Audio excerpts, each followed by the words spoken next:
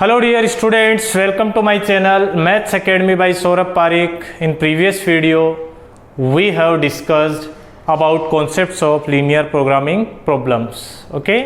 हमने previous video में LPP की कुछ कॉन्सेप्ट्स को डिस्कस किया था, उसमें बाउंडेड रीजन के बारे में डिस्कस किया था, अनबाउंडेड रीजन के बारे में डिस्कस किया था. ओके और उसमें अपन को क्वेश्चन डायरेक्टली बना बनाया दिया जाता था बच्चों. ठीक है, मतलब ऑब्जेक्टिव फंक्शन का पता होता था और कॉन्स्टेंट्स का पता होता था, बाय विच अपन को सिर्फ ग्राफ बनाना रहता था और उसके बाद में बाउंडेड रीजन और अनबाउंडेड रीजन के अकॉर्डिंग ऑब्जेक्टिव फंक्शन को ऑप्टिमाइज करना रहता है. ठीक है, today we are going to discuss word problems. Okay, based on linear programming. Okay, तो आज अपन डिस्कस करने जा रहे हैं वर्ड प्रॉब्लम्स. वर्ड प्रॉब्लम्स का मतलब हो गया बच्चों, आपको ऐसे वर्ड में एक प्रॉब्लम दी जाएगी. ठीक है, और उस प्रॉब्लम से आपको कॉन्स्टेंट्स बनाने रहेंगे. जैसे अपन ने इस टॉपिक के स्टार्टिंग में डिस्कस किया था, एक क्वेश्चन लेके चले थे, उसके थ्रू अपन ने कुछ कॉन्स्टेंट्स बनाए थे, देन अपन ने ग्राफ बनाया था और जो क्वेश्चन में मिनिमम और मैक्सिमम करवाया जाता है उसको अपन ने मिनिमम मैक्सिमम किया था. ऐसा एक क्वेश्चन अपन ने जब एलपीपी स्टार्ट किया था तब लिया था. ठीक है, तो अब अपन उसी टाइप के प्रॉब्लम्स पढ़ेंगे बच्चों, काफ़ी इंपॉर्टेंट है. ठीक है, on perspective of CBSE exams. ठीक है, तो चलिए स्टार्ट करते हैं. ओके, तो सबसे पहली बात है वर्ड प्रॉब्लम्स. कितने टाइप्स के वर्ड प्रॉब्लम्स अपन इस चैप्टर में पढ़ेंगे. ठीक है, वैसे तो बहुत सारे टाइप्स के होते हैं, लेकिन बेसिकली अपन जो पढ़ेंगे उसमें जो सबसे पहला प्रॉब्लम है that is diet problem. Okay, we are going to discuss diet problems. ठीक है, what is diet problems? Diet problem means जैसे ये लिख रखा है, Reshma wishes to mix two types of food. ठीक है, जिसमें भी फूड से रिलेटेड कोई इन्फॉर्मेशन हो तो उन प्रॉब्लम्स को अपन क्या बोल देंगे? Diet problems. ठीक है, सेकेंड इज मैन्युफैक्चरिंग प्रॉब्लम.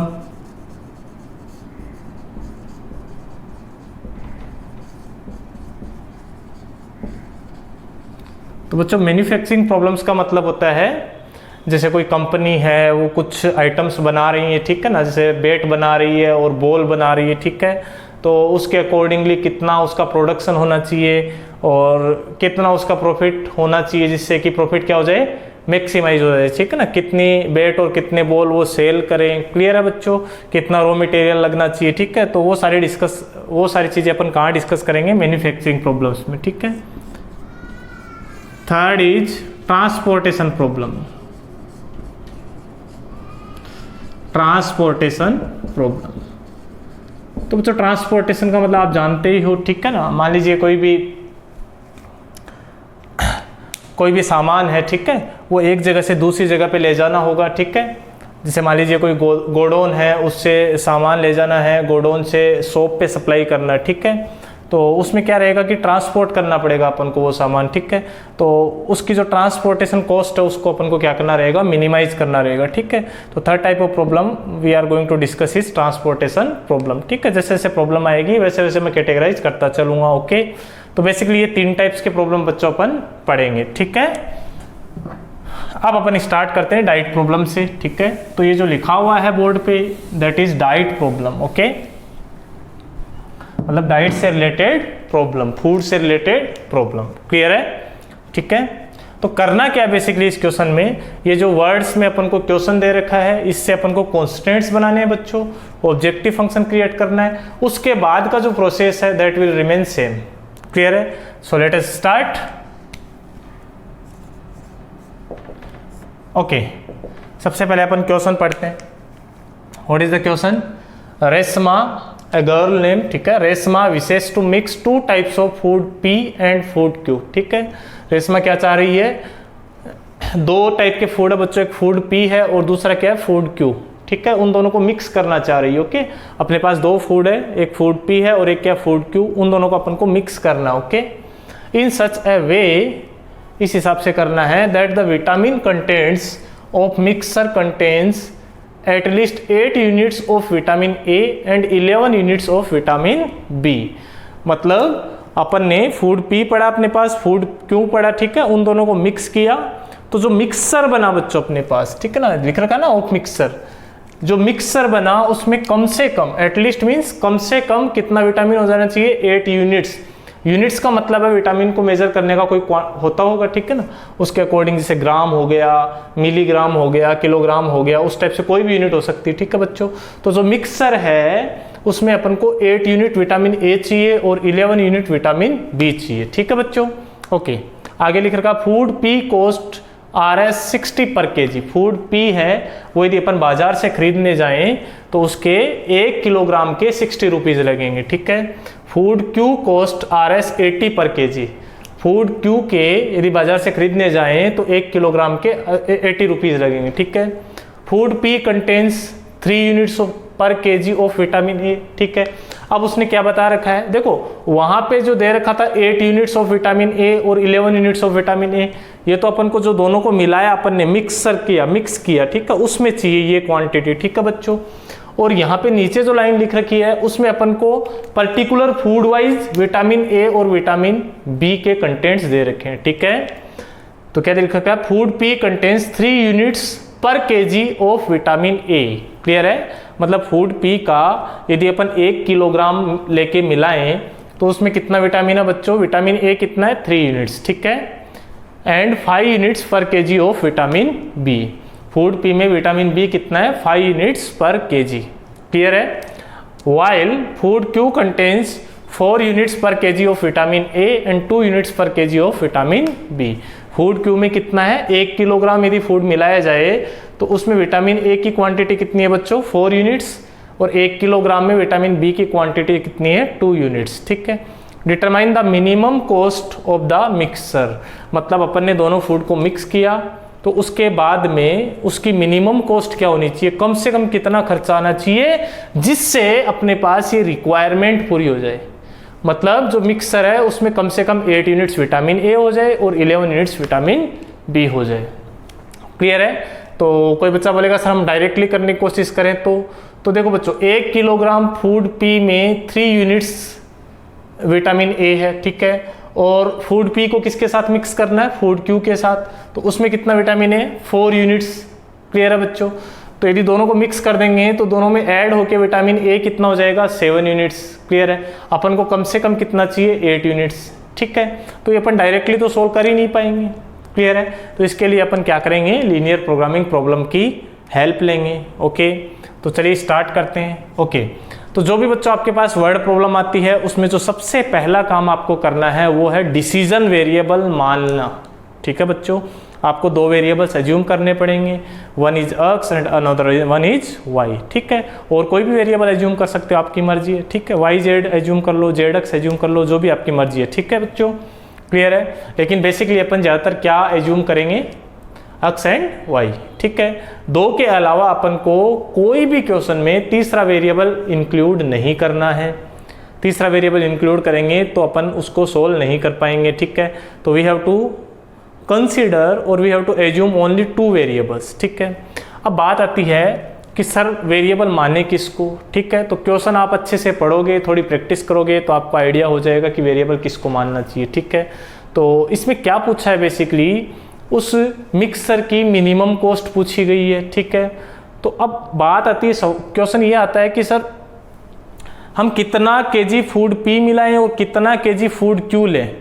ठीक है, दोनों को मिक्स करें। जैसे मान लीजिए 2 केजी ये ले लिया फूड पी, 3 केजी अपन ने फूड क्यू ले लिया, दोनों को मिक्स किया अपन ने।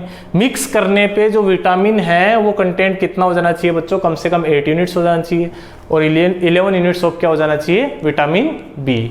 ठीक है, तो कुल मिला के अपन को क्या एज्यूम करना चाहिए, यहाँ पे फूड पी और फूड क्यू की क्वांटिटी एज्यूम करनी चाहिए। ठीक है, तो अपन लिख देते हैं let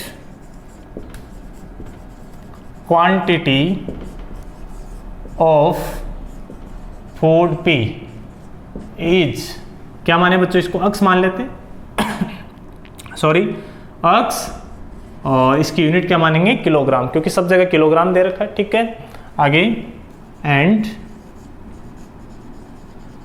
quantity of food Q is y kilogram. Okay बच्चों, ठीक है, फूड पी की क्वांटिटी कितनी मानी अपन ने, x किलोग्राम, और फूड पी की क्यू की क्वांटिटी कितनी मानी अपन ने, y किलोग्राम। ठीक है, अब आप एक टेबल बना लीजिए। ठीक है, इस क्वेश्चन को सोल्व करने के लिए। तो चलिए एक टेबल बनाते हैं अपन।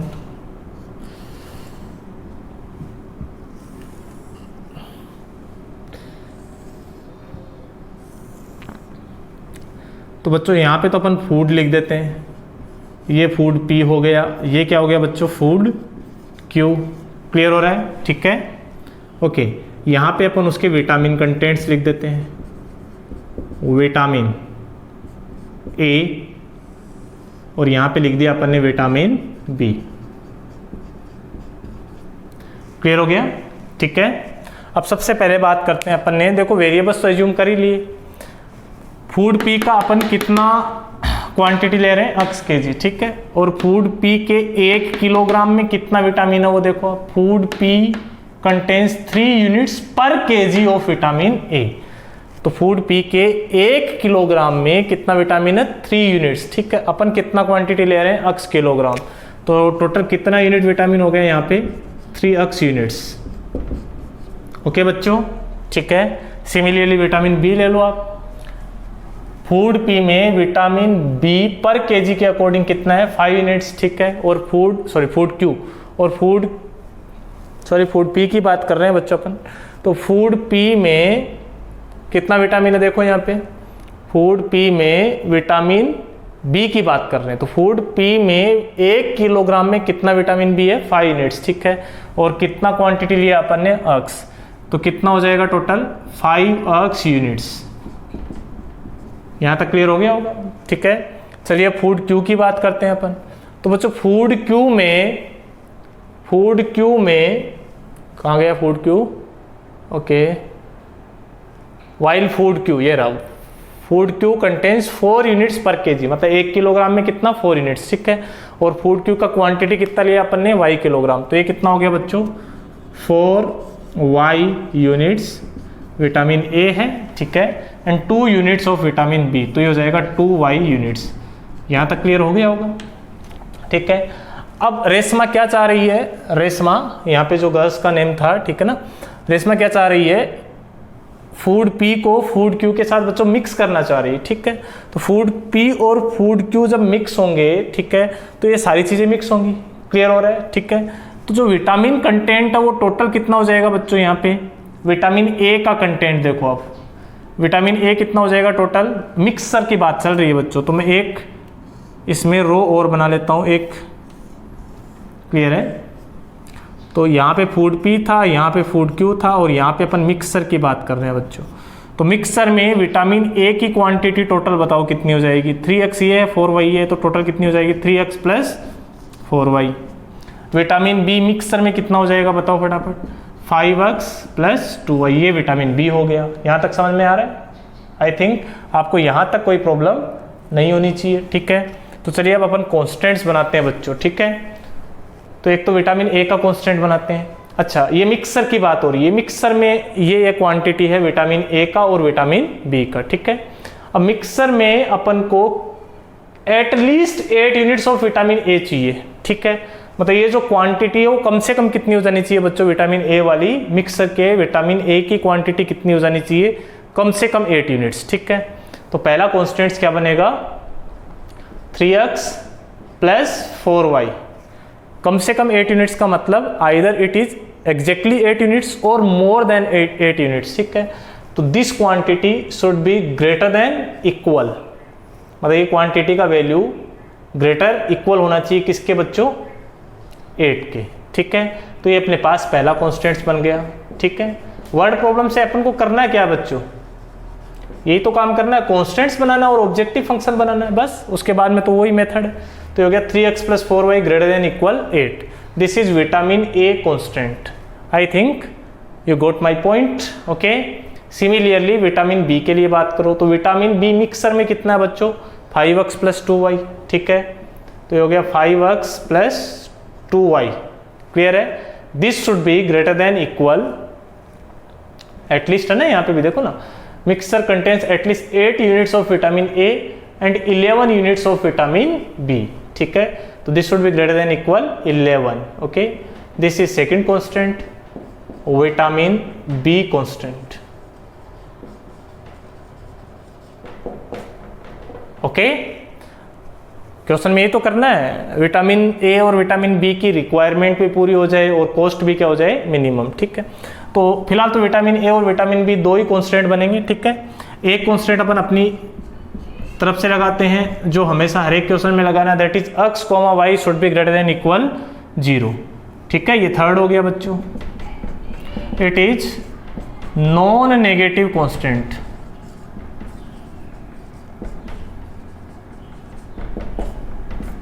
आई थिंक आपको ये क्लियर हो गई। तो ये सब तो बच्चों बन गए कांस्टेंट। ठीक है, अब इस क्वेश्चन फ्रेम करने के लिए अपन को एक चीज और चाहिए, दैट इज ऑब्जेक्टिव फंक्शन। ठीक है, तो ऑब्जेक्टिव फंक्शन कैसे बनाएंगे? ऑब्जेक्टिव फंक्शन हमेशा जो वर्ड प्रॉब्लम है उसमें ये पढ़ो कि कहाँ पे मिनिमाइज और मैक्सिमाइज करवा रखा है। ठीक है, क्या मिनिमाइज और मैक्सिमाइज करवा रखा है। ठीक है, तो देखो इसमें लास्ट में लिख रखा है determine the minimum cost of the mixer. ये जरूरी नहीं कि हमेशा लास्ट में लिखा हुआ है, क्वेश्चन के बीच में भी लिख सकता है वो। ठीक है, maximize the profit, minimize the minimum cost, minimize the transportation cost. ठीक है, मिनिमाइज द इंग्रेडिएंट्स। क्लियर है? तो इस टाइप से कोई भी क्वेश्चन बना सकता है। समझ में आ गया? तो यहाँ से लिखा है determine the minimum cost of mixer. तो कुल मिला के अपन को मिनिमाइज क्या करना है, मिक्सर की कॉस्ट, जो अपन ने दोनों फूड को मिलाया उस मिक्सर की कॉस्ट को क्या करना है बच्चों, मिनिमाइज करना है। तो अपन को कॉस्ट का फंक्शन बनाना पड़ेगा। ठीक है, और कॉस्ट का फंक्शन बनना पड़ेगा, इस बात का मतलब अपन को कॉस्ट भी चाहिए। ठीक है बच्चों, तो फूड पी के अपन कितने केजी खरीद के ला रहे हैं ये बताओ आप? x केजी खरीद के ला रहे हैं फूड पी अपन, और 1 किलोग्राम के क्या कितने रुपीज हैं, 60 रुपीज पर केजी है ना बच्चों। तो 1 किलोग्राम के कितने रुपए लग रहे हैं अपने, 60 रुपीज। और कितना केजी खरीदना अपन को, x किलोग्राम, तो टोटल कितने हो गए 60x प्लस, ये तो सिर्फ फूड पी की बात हुई। फूड क्यू के 1 किलोग्राम के कितने पैसे लग रहे हैं, 80 रुपीज। कितना किलोग्राम अपन ने खरीदा है, y किलोग्राम, तो ये कितना हो गया बच्चों, 80y। क्लियर है? ये एक कॉस्ट फंक्शन आ गया, और इसको हमेशा किसके इक्वल लिखना है, z के इक्वल। ठीक है बच्चों, और ये कॉस्ट फंक्शन है तो इसको अपन को क्या करना रहेगा, मिनिमाइज। ओके, तो ये अपने पास पूरा क्वेश्चन क्या हो गया बच्चों, फ्रेम हो गया। ठीक है, अब इसको अपन सोल्व करेंगे। क्लियर है? आई थिंक आपको इस वर्ड प्रॉब्लम से यहां तक पहुंचने में कोई प्रॉब्लम नहीं होनी चाहिए। ठीक है, और कोई भी प्रॉब्लम हो तो आप कमेंट कर सकते हैं। ओके, चलिए अब इस क्वेश्चन को अपन रीराइट करते हैं। Okay, so pause the video to note it down.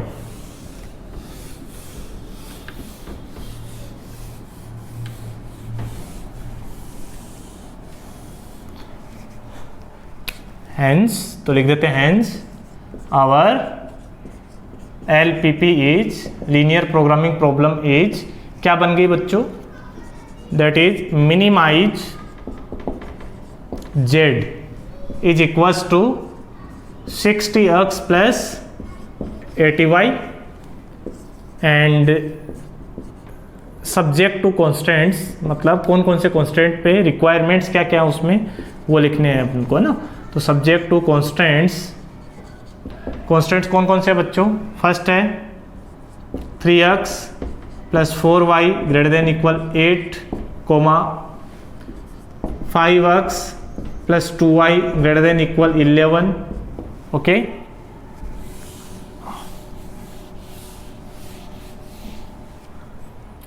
And next is x, y should be greater than equal 0। Okay, तो ये अपने पास क्वेश्चन बन गया। ठीक है, चलिए इसको सोल्व करते हैं। तो सोल्व कैसे करेंगे, लेट अस सी। सबसे पहले क्या करना बच्चों, इन कॉन्स्टेंट्स का यूज करके अपन को फिजिबल रीजन फाइंड आउट करना पड़ेगा। ठीक है, अब फिजिबल रीजन के लिए सबसे पहले ये अपन को स्ट्रेट लाइंस बनाने पड़ेंगे। ये इनइक्वलिटी का साइन है, तब तक ये स्ट्रेट लाइन नहीं है बच्चों, तब तक ये एक रीजन को डिनोट करते हैं। ठीक है, इनइक्वलिटी के साइन को किस में चेंज करेंगे, इक्वल के साइन में। ठीक है, तो इनइक्वलिटी फर्स्ट क्या अपने पास, that is 3x plus 4y greater than equal 8। ठीक है, इसके करस्पॉन्डिंग इक्वेशन बताओ क्या हो जाएगी, इक्वल का साइन लगा दो, तो that is 3x plus 4y is equals to 8। Okay, अब एक छोटा सा टेबल बनाओ। क्या करना बच्चों, इस लाइन में अपन को x का वैल्यू 0 पुट करेंगे और फिर y का वैल्यू 0 पुट करेंगे। तो जब x का वैल्यू 0 पुट करोगे तो y का वैल्यू कितना आ जाएगा 2। जब y का वैल्यू 0 पुट करोगे तो x का वैल्यू आ जाएगा अपने पास 8/3। Okay, so this line passing through 2 points, one is 0,2 and another one is 8/3, 0। Clear है? चलिए सेकेंड इनइक्वलिटी को सोल्व करते हैं। तो इनइक्वलिटी सेकेंड क्या है बच्चों अपने पास, 5x + 2y > 11। क्लियर हो रहा है? ठीक है, इसके करस्पॉन्डिंग इक्वेशन क्या हो जाएगी, 5x + 2y = 11। We are going to make a table in which first x = 0। ठीक है, तो जब x = 0 होगा तो y का वैल्यू आ जाएगा बच्चों 11/2। This thing you can evaluate it by yourself. ठीक है, y का वैल्यू 0 पुट करोगे तो x का वैल्यू आ जाएगा अपने पास 11/5। तो ये वाली लाइन कहाँ से पास होगी, 0, 11/2 and 11/5, 0। Clear? Okay, let us use this space। Okay, now see, we are going to make a graph। Okay, तो चलिए ग्राफ बनाते हैं अपन।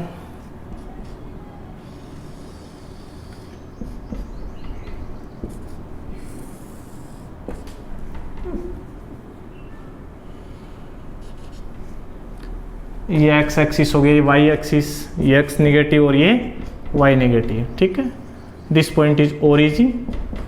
ओके बच्चों, पहली लाइन कहाँ से पास हो रही है, 0,2 और 8/3, 0 से। ठीक है, तो 8/3 का मतलब हो गया 2 पॉइंट समथिंग। तो यहाँ से मान लेते हैं अपन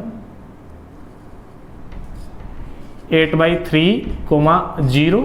ओके, और यहाँ मान लेते हैं अपन 0,2। Okay, this graph is suppose to be made on graph paper. Okay, फिलहाल तो अपन यहीं पे बना रहे हैं। अपन ने बनाई एक लाइन। क्लियर? ओके, इसका इक्वेशन लिखना ना भूले इस पे। तो ये हो जाएगा 3x + 4y = कितना, 8। यही है? ओके, नेक्स्ट लाइन कहाँ से पास हो रही है, 0, 2 और 8/3, 0 से। ठीक है, तो 0, 2 तो यही हो गया, सॉरी यहाँ से पास हो रही 0, 11/2। ठीक है, 11/2 का मतलब होता है बच्चों 5.5। ठीक है, तो 5.5 तो यहाँ ऊपर रहेगा। So this point is 0, 11/2। Okay, and second one is 11/5, 0। तो 11/5 कितना होता है, 11/5 that is 2.2। यस, ओके, और यहाँ पे था 8/3। तो 8/3 कितना हो जाएगा, 3 × 6, ये 2.6 के लगभग, ये 2.2 है। तो बेसिक बात है ये 11/5 पहले आएगा। क्लियर है? तो ये वैल्यू अपन ने मान लिया बच्चों 11/5, 0। फाइन, अब इसको ज्वाइन करवा देते हैं इन दोनों पॉइंट्स को। तो इनके करस्पॉन्डिंग अपन को क्या मिल जाएगी, एक स्ट्रेट लाइन। ओके, और इस लाइन का इक्वेशन इस पे लिख देते हैं अपन, that is 5x + 2y = 11। Okay, अब बनाना है अपन को फिजिबल रीजन। ठीक है, मतलब कौन सा इसका रीजन है जो इन इनइक्वलिटीज को सेटिस्फाई करेगा। ठीक है, तो बहुत आसान है। इस इनइक्वलिटी में अपन 0, 0 रखेंगे बच्चों। देखिए आप, इस वाली इनइक्वलिटी में 0, 0 रखोगे तो ये हो जाएगा 0 > 8। ये ट्रू है या फॉल्स है, तो ये तो फॉल्स हो गई कंडीशन। ठीक है, यानी कि 0 के साइड वाला रीजन नहीं आएगा इस लाइन के लिए। तो ये ब्लू वाला लाइन है बच्चों ये तो। ठीक है, तो इसके ऊपर वाला रीजन आएगा। ये अपन ने प्रीवियस वीडियो में कर लिया है। ठीक है, नेक्स्ट इसमें 0, 0 रखो तो अगेन ट्रू कंडीशन नहीं है। इसका मतलब इसमें भी 0 वाला हाफ नहीं है कि कौन सा, this half plane will be there. Okay, अच्छा, एक इनइक्वलिटी अपन ने छोड़ दी थी, दैट इज x, y > 0। और ये क्या बताती है बच्चों अपन को, जो जितना भी रीजन आएगा वो हमेशा फर्स्ट क्वाड्रेंट में रखना है। फर्स्ट क्वाड्रेंट में x एक्सिस और y एक्सिस भी अपन इंक्लूड कर सकते हैं। ठीक है, इक्वल का साइन है ना वहाँ पे, तो ये वाला रीजन आएगा बच्चों। ठीक है, it is suppose to be darken.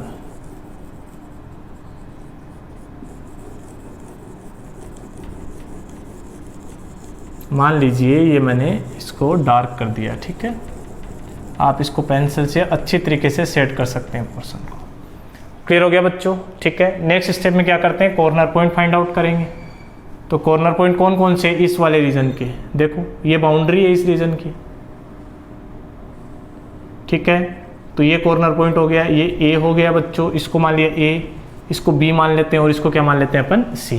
तो अपने पास कौन कौन से पॉइंट्स ऑलरेडी है, अपने पास है सी पॉइंट है, ठीक है। इसके कोऑर्डिनेट्स में वापस से लिख देता हूँ 0,11/2, ठीक है। तो ऑब्जर्वेशन से पता चल रहा है अपन को। ए पॉइंट भी अपने पास, एक बी पॉइंट और फाइंड आउट करना है। तो बी के लिए अपन क्या फाइंड आउट करेंगे, इंटरसेक्शन पॉइंट।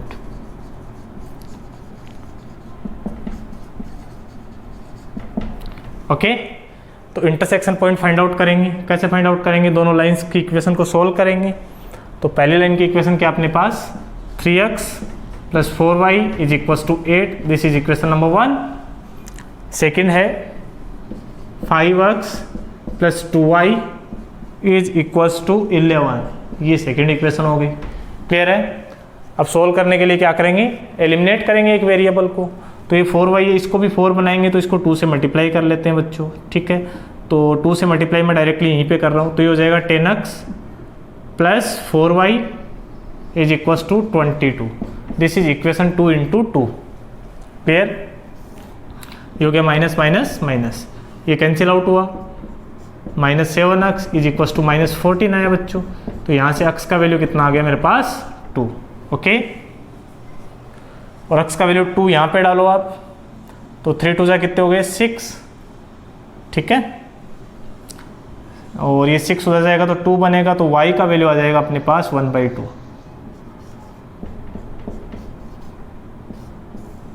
ये आप खुद से सोल्व कर सकते हैं, ठीक है। Let me check again, x = 2, okay, y will be 1/2। तो इस पॉइंट के कोऑर्डिनेट्स क्या है, बी पॉइंट के 2002,1/2। फाइन। चलिए नेक्स्ट स्टेप क्या है, यू शुड नो। इसको बच्चों मैं हटा रहा हूं।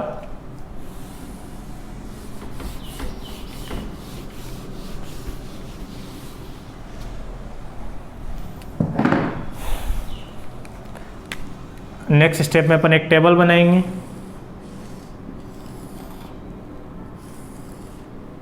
जिसके एक कॉलम में क्या लिखेंगे अपन, कॉर्नर पॉइंट्स, दूसरे कॉलम में ऑब्जेक्टिव फंक्शन जिसको मिनिमाइज करना है। z = कितना है वो, 60x + 80y।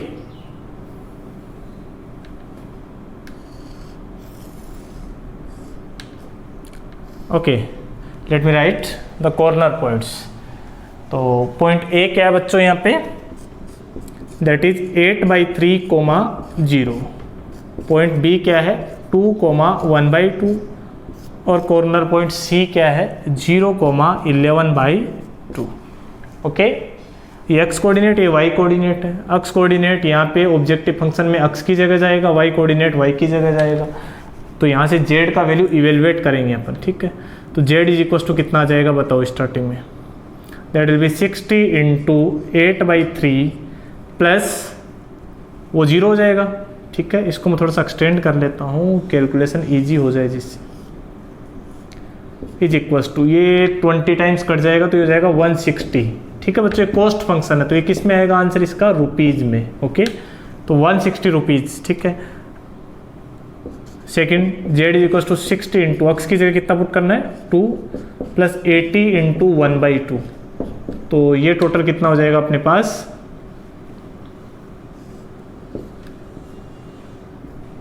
ओके, ये हो जाएगा 120 + 40, that will B 160 I think.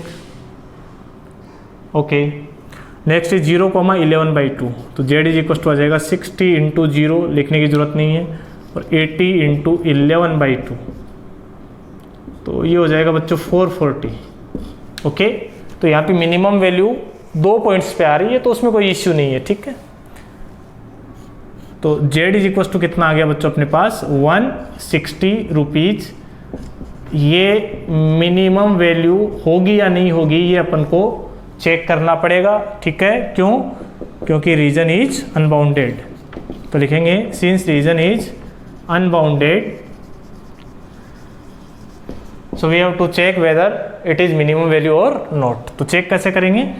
एक इनइक्वलिटी बनाते हैं बच्चों अपन, inequality that is 60x plus 80y। Inequality में लीनियर इक्वेशन कहाँ से उठानी है? ऑब्जेक्टिव फंक्शन, ठीक है। और मिनिमम चेक करना है तो लेस देन का साइन लगाना है यहाँ पे, और आगे क्या लिखना है 160, ठीक है, दैट मिनिमम वैल्यू, ओके। अब यदि इस इनइक्वलिटी का जो रीजन आएगा वो फिजिबल रीजन के साथ कुछ कॉमन पॉइंट रख रहा है तो मिनिमम वैल्यू एग्जिस्ट ही नहीं करेगा, और नहीं रख रहा है तो मिनिमम वैल्यू कितना हो जाएगा 160, ओके। तो चलिए इसको इनइक्वलिटी को सोल्वेबल है ये, तो सोल्व करते हैं इसको। ये 20 से कैंसिल आउट हो जाएगा बच्चों, तो ये बन गया 3x plus 4y less than equal 8। 3x plus 4y less than equal 8, okay. इसके करस्पॉन्डिंग इक्वेशन क्या आ जाएगी अपने पास? 3x plus 4y equals to 8, ठीक है। और ये इनइक्वलिटी ऑलरेडी अपन बना चुके हैं, आप ध्यान दो। ये अपने पास फर्स्ट इनइक्वलिटी थी, देखो ये रही line 3x plus 4y is equals to 8, okay. Clear है बच्चों? ठीक है।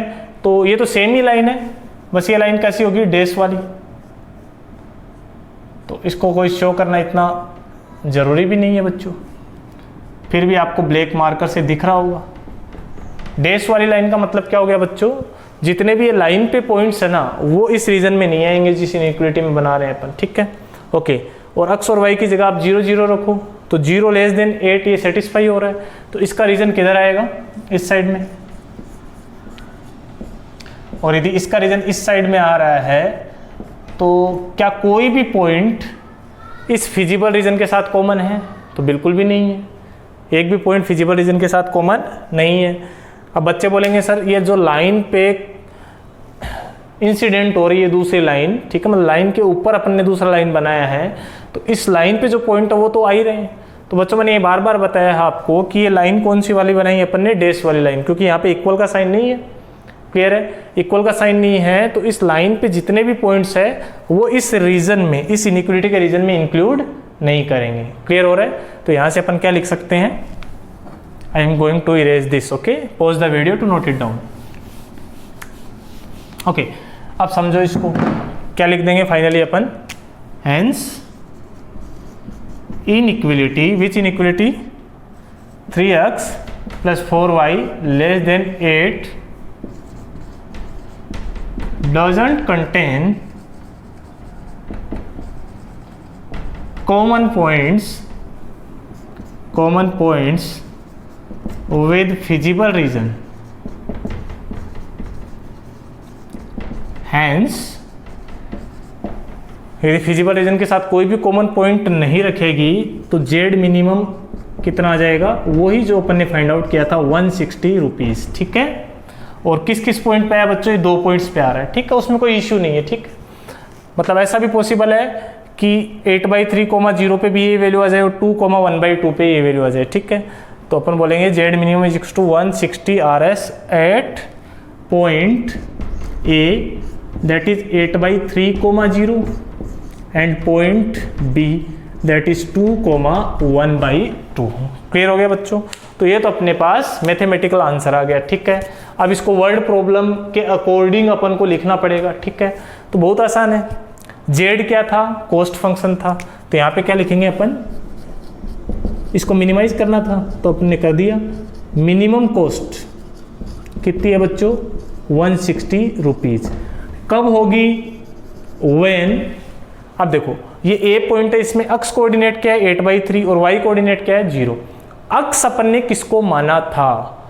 अक्स अपन ने फूड पी की क्वांटिटी को माना था, अक्स केजी माना था, ठीक है। तो ये कब होगा?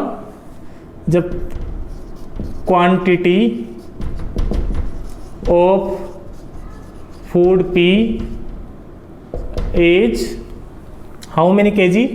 8/3 KG and food Q is 0 KG. मतलब फूड क्यू का अपन कुछ भी नहीं खरीदे, सिर्फ फूड पी का 8/3 kg खरीद के उसको अपन मिक्स कर दें तो अपने पास मिनिमम कॉस्ट 160 रुपीज़ आ जाएगी, ठीक है। या फिर फूड पी का कितना क्वांटिटी इस कोऑर्डिनेट में बताओ 2, तो फूड पी के आप कितने केजी खरीदो 2 kg एंड फूड क्यू कितना ½ kg, इनका मिक्सर बनाओगे तब भी अपने पास ये विटामिन की रिक्वायरमेंट भी पूरी हो जाएगी और कॉस्ट भी क्या आ जाएगी मिनिमम, ठीक है। तो आई थिंक आपको ये पहला डाइट प्रॉब्लम समझ में आया होगा।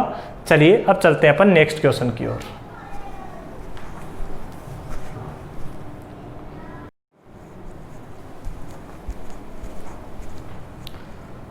Let us take next question, that is manufacturing problem. Okay, we are taking one manufacturing problem. Previous problem is diet problem. Okay, it is manufacturing problem. Okay, तो देखिए question पढ़ते हैं क्या लिख रखा है इसमें। A factory makes tennis rackets and cricket bats. ठीक है, एक फैक्ट्री है वो दो टाइप की चीज़ें बनाती है, एक तो tennis rackets and other one is cricket bats. Okay, a tennis racket means एक tennis racket takes 1.5 hours of machine time and 3 hours of craftsman's time in its making. ठीक है, मतलब एक टेनिस रैकेट यदि अपन बनाने जा रहे हैं, यदि वो कंपनी एक टेनिस रैकेट बनाने जा रही है तो उसमें 1.5 आवर एक टेनिस रैकेट में कौन सा टाइम लग रहा है, मशीन पे काम हो रहा है, ठीक है, और 3 आवर्स कहाँ पे काम हो रहा है, क्राफ्टमैन। ठीक है ना, क्लियर है बच्चों? Okay, while a cricket bat takes 3 hours of machine time and 1 hour of craftsman's time. ठीक है, लेकिन जो एक क्रिकेट बैट बनता है, ठीक है, तो उसमें 3 आवर्स किस में लगते हैं, मशीन टाइम में, और 1 आवर ऑफ क्राफ्टमैन्स टाइम। ठीक है, एक आवर किस में लग रहा है, क्राफ्टमैन्स में। ठीक है,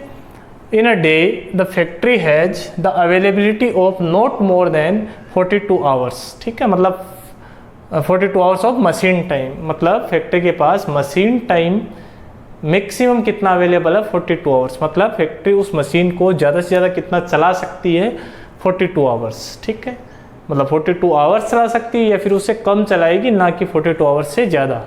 ठीक है, सिमिलरली क्राफ्टमैन्स टाइम ज़्यादा से ज़्यादा कितना है, 24 आवर्स है। Okay, if profit on a racket is 20 rupees and on a bat, एक टेनिस रैकेट पे प्रॉफिट 20 रुपीज़ है, एक टेनिस बैट पे प्रॉफिट कितने बच्चों, 10 rupees. Then find the maximum profit. Maximum profit अपन को यहाँ पे फाइंड आउट करना है। तो चलिए करते हैं इसका solution.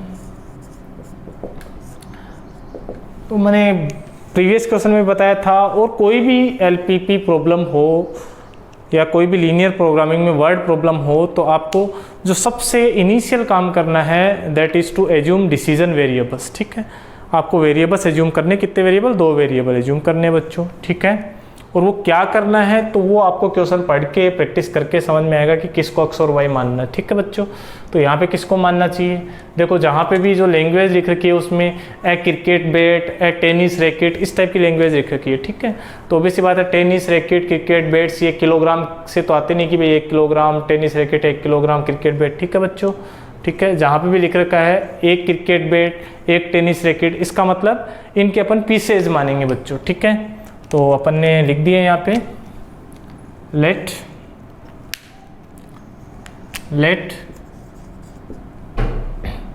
Number of tennis rackets, let number of tennis rackets are x pieces and cricket bat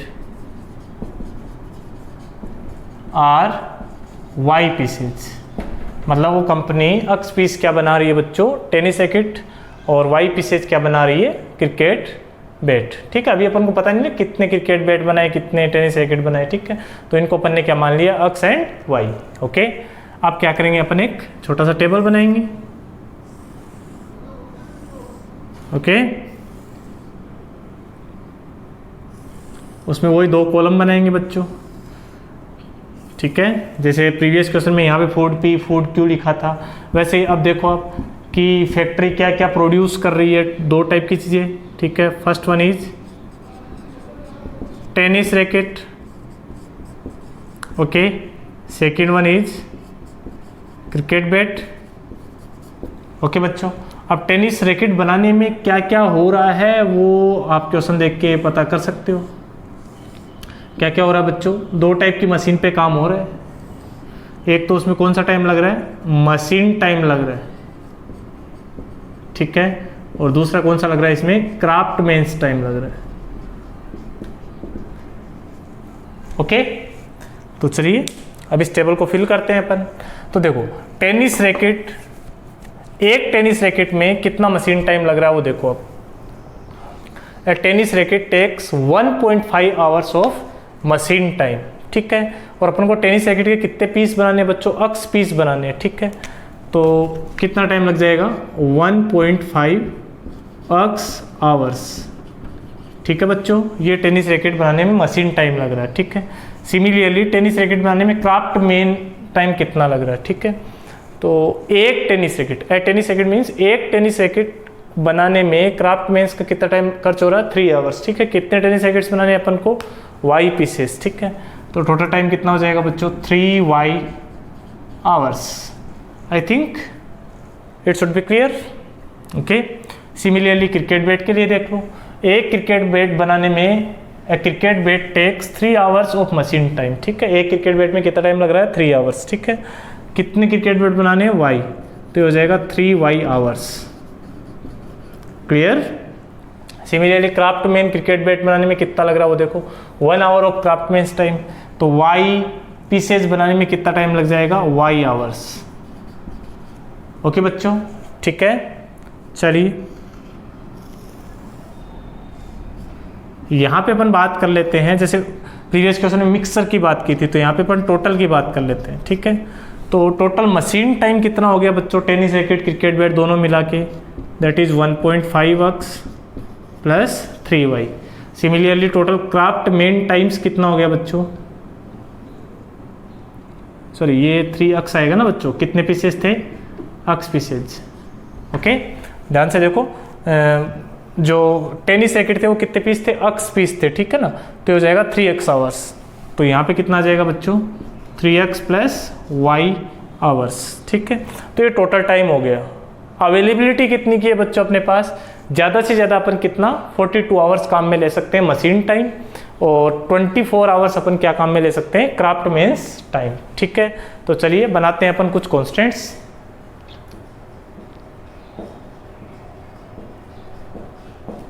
okay, तो पहला कांस्टेंट अपन मशीन टाइम का बनाते हैं बच्चों। तो टोटल टाइम कितना है, 1.5 अक्स प्लस 3y, ये टोटल आवर्स है बच्चों, और ये किसको एक्सीड नहीं करने चाहिए, 42 आवर्स को एक्सीड नहीं करने चाहिए। यानी कि ये जो टोटल मशीन टाइम है ये या तो एग्जैक्टली 42 आवर्स हो जाए या फिर 42 आवर्स से कम हो जाए, ठीक है। तो इसको अपन थोड़ा सोल्व भी कर सकते हैं। 1.5 को मैं क्या लिख सकता हूँ बच्चों, चलिए इसको अपने 2 से मल्टीप्लाई कर दिया इनइक्वलिटी को, जिससे कि ये पॉइंट हट जाए, ठीक है। तो ये हो जाएगा अपने पास 3x plus 6y less than equal 84, ठीक बात है। 2 से मल्टीप्लाई किया तो 3x plus 6y less than equal 84। Okay, अब ये 3 से भी कैंसिल आउट हो जाएगा, तो ये बन गया अपने पास x plus 2y less than equal 3 2 जा 6 28। I think you got my point. ये अपने पास कौन सा कांस्टेंट बन गया, मशीन टाइम कांस्टेंट्स, ठीक है। इसको फर्स्ट कांस्टेंट मान लिया अपन ने। एक कांस्टेंट और बनेगा बच्चों यहाँ पे, दैट इज क्राफ्टमैन्स टाइम। तो क्राफ्टमैन टोटल टाइम कितना हो जाएगा बच्चों, 3x प्लस y, ये टोटल क्राफ्टमैन का टाइम है, ठीक है। और ये मैक्सिमम कितनी अवेलेबिलिटी है इसकी, 24 आवर्स।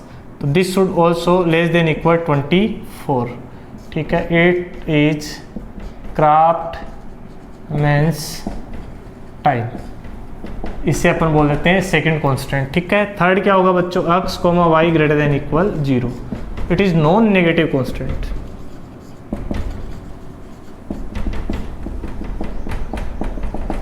ओके बच्चों, ये सारे कांस्टेंट बन गए अपने पास, मतलब ये रिक्वायरमेंट्स हो गई। अब बात करते हैं अपन किसकी, ऑब्जेक्टिव फंक्शन की। तो ऑब्जेक्टिव फंक्शन मैंने बोला था प्रीवियस क्वेश्चन में भी, कहाँ से पता चलेगा ऑब्जेक्टिव फंक्शन का, तो ये देखो क्वेश्चन में किसको मैक्सिमम और मिनिमम करवाया गया है। तो यहाँ पे लिख रखा है अपन को प्रॉफिट को क्या करना है बच्चों, मैक्सिमम, ठीक है। और प्रॉफिट तो अपन को प्रॉफिट का फंक्शन बनाना पड़ेगा। अब देखो, if a profit on A racket, racket पे कितना प्रॉफिट लेना चाह रहा है वो, एक रैकेट पे 20 रुपीज़, तो अक्स रैकेट बना रहे हैं अपन, कितना हो जाएगा बच्चों 20x, प्लस एक क्रिकेट बैट पे कितना 10 लेना चाह रहा है वो, ठीक है। कितने पीस बना रहे हैं अपन, y पीसेस, तो total 10y। This is our objective function, और इसको क्या करना अपन को, मैक्सिमाइज। ओके, तो pause the video to note it down. After that we are going to solve this equation LPP problem. Okay,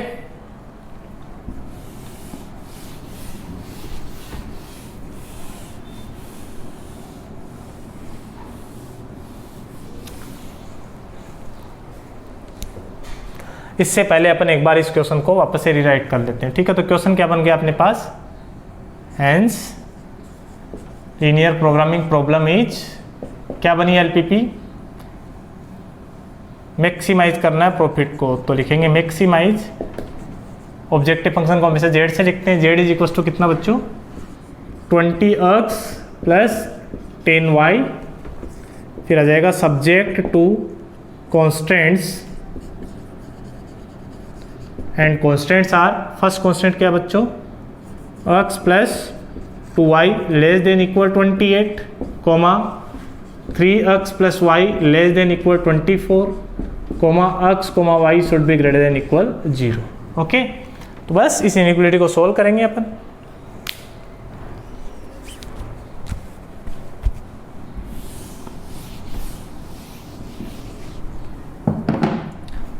okay, let us solve. तो objective function तो last में यूज आएगा, पहले अपन इनइक्वालिटी को सोल्व करते हैं। तो सबसे पहला इनइक्वालिटी क्या अपने पास, x plus 2y less than equal 28, ठीक है। इसके करस्पॉन्डिंग इक्वेशन हो जाएगी x plus 2y is equal to कितना बच्चों 28, ठीक है। अब मैं वो टेबल नहीं बना रहा हूँ क्योंकि मैंने बार बार ये प्रोसेस बता दिया, ठीक है। तो आप थोड़ा बोर हो जाओगे इससे, मैं डायरेक्टली यहाँ पे पॉइंट्स लिख रहा हूँ, ठीक है। x को 0 पुट करेंगे तो y का वैल्यू कितना आ जाएगा 14, ठीक है। तो इस लाइन का पहला पॉइंट आ जाएगा 0,14, and when you put y is equal to 0 then x value is 28, so it will be 28,0। ये लाइन 2 पॉइंट से पास होगी, ठीक है। अब नेक्स्ट इनइक्वालिटी की बात करते हैं। नेक्स्ट इनइक्वालिटी है अपने पास 3x plus Y is equal to कितना बच्चों 24, ठीक है। तो इसके लिए पॉइंट्स की बात करते हैं। तो when you put x is equal to 0 then y value will be 24, and when you put y is equals to 0 then x value will be 8। Okay, अब इनका यूज करके अपन दोनों लाइंस ड्रॉ करते हैं यहाँ पे।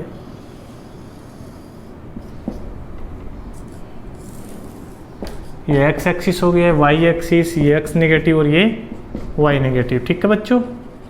ये ओरिजिन हो गया 0 0, ठीक।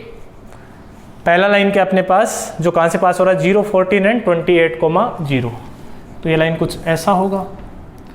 इस पॉइंट को मैं बोल देता हूँ 28,0 और ये वाला पॉइंट बोल देता हूँ मैं 0,14, ठीक है। और ये लाइन का इक्वेशन लिखना बहुत ज़रूरी है, that is x plus 2y is equals to 28। चलिए नेक्स्ट बात करते हैं अपन। नेक्स्ट इनइक्वालिटी 3x, इस इनइक्वालिटी का करस्पॉन्डिंग इक्वेशन लिखिए अपन, ठीक है। ये इनइक्वालिटी नहीं है बच्चों, ये है इक्वेशन। नेक्स्ट इक्वेशन है 3x प्लस वाई इज 24, वो कहाँ से पास हो रही है 0 24 एंड 8,0, तो 0 24 will be somewhere here. Suppose this is 0 24 and 8,0 अपन यहाँ मान लेते हैं, ये है 8,0, तो इन दोनों को अपन ज्वाइन करवा देते हैं।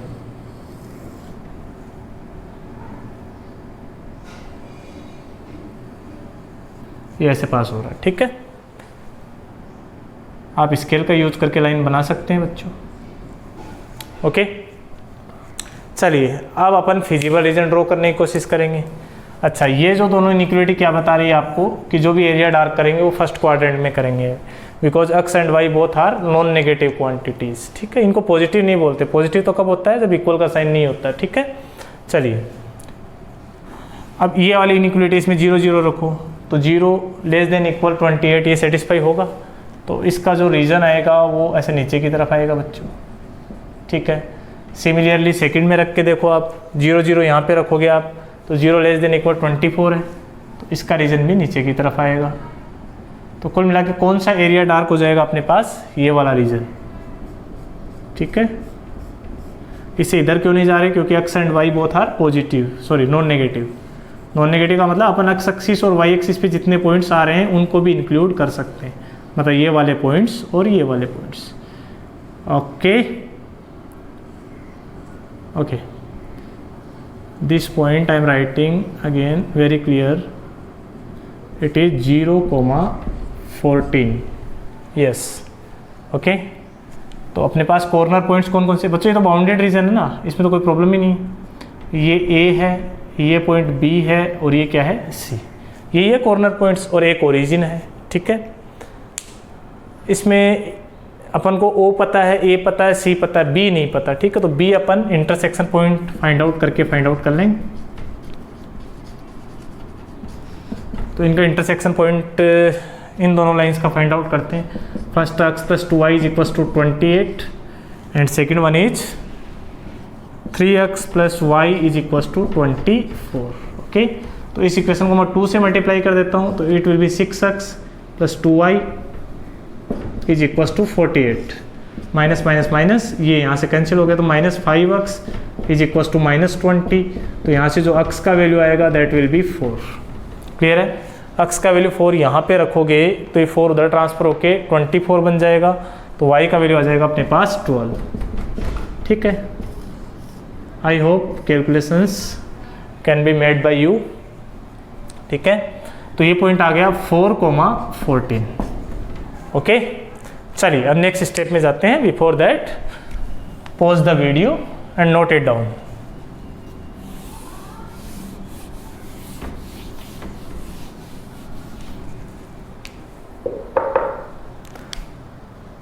Okay, next step is make a table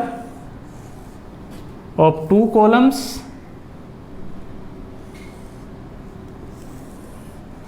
First column will contain corner points. Second column में आ जाएगा ऑब्जेक्टिव फंक्शन, और वो क्या बनाया था बच्चों अपन ने क्वेश्चन का, 20x प्लस 10y। ठीक है, और इसको क्या करना है, ये प्रॉफिट का फंक्शन है। ठीक है, इसको मैक्सिमाइज करना। ओके, तो कॉर्नर पॉइंट ले लो। पहला क्या है बच्चों, ओरिजिन दैट इज 0 0। दूसरा पॉइंट ए है दैट इज 8,0। तीसरा point is B that is 4,14 and fourth is 0,14। Okay, evaluate this objective function on this points. So यहाँ से जेड का वैल्यू कितना आ जाएगा, 0। ठीक है, प्रॉफिट है तो आरएस में आएगा, रुपीज़ में आएगा। ये रुपीज़ में दे रखे डाटा। 8 रखोगे तो जेड विल बी, अक्स की जगह 8 रखोगे ना बच्चों, तो हो जाएगा 160 रुपीज़। यहाँ पे आ जाएगा जेड इक्वल्स टू 80, तो ये हो गया, और 140 ये हो गया, तो ये हो जाएगा total 220 rupees. I hope yes, 80 plus 140 that is 220। 14 रखोगे वाई की जगह तो दैट विल बी 140 रुपीज़। ठीक है, रीजन बाउंडेड है तो इनमें जो मैक्सिमम हो वही मैक्सिमम वैल्यू आ जाएगा बच्चों। तो यहाँ से जेड मैक्सिमम कितना आया, प्रॉफिट को मैक्सिमम करना है, दैट इज 220 रुपीज़। कहाँ पे आया, at point B and that point is 4,14। Clear है बच्चों, तो ये तो अपने मैथमेटिकल आंसर लिखा। ठीक है, वर्ड प्रॉब्लम के अकॉर्डिंग इस आंसर को लिखते हैं अपन। तो जेड मैक्सिमम मीन्स जेड क्या था बच्चों, प्रॉफिट का फंक्शन, तो लिखेंगे, और उसको मैक्सिमम किया है तो ये लिख देंगे अपन maximum profit is 220 rupees when point B क्या है 4,14। 4 क्या बच्चों, अक्स कोऑर्डिनेट, 14 क्या है वाई कोऑर्डिनेट। तो अक्स किसको माना था अपन ने, नंबर ऑफ टेनिस रैकेट्स को। ठीक है, तो मैक्सिमम प्रॉफिट कब होगा, 220 रुपीज होगा, और वो कब होगा, when number of tennis rackets are 4 and next is Y coordinate. तो वाई कोऑर्डिनेट क्या था, क्रिकेट बैट का नंबर, तो number of cricket bat are 14 rupees, sorry 14 pieces, ये पीसेज है ना, क्लियर हो गया बच्चों? तो ये इस क्वेश्चन का क्या हो गया, फाइनल आंसर। ठीक है, मतलब कंपनी 4 टेनिस रैकेट बनाए और 14 क्रिकेट बैट बनाएगी, तब जाके उसका प्रॉफिट क्या होगा मैक्सिमम, और वो कितना होगा 220 रुपीज़। ठीक है, सो LPP इज़ रियली यूजफुल।